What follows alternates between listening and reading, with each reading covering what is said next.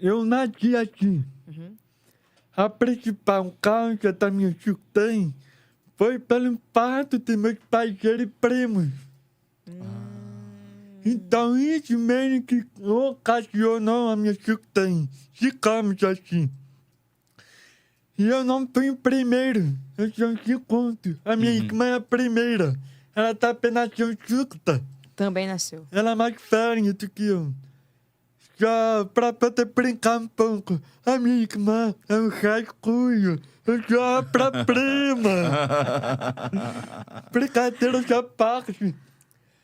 Aí, meus pais, tudo que eles fizeram na minha irmã, eles procuraram melhorar em mim. A minha trajetória não foi fácil.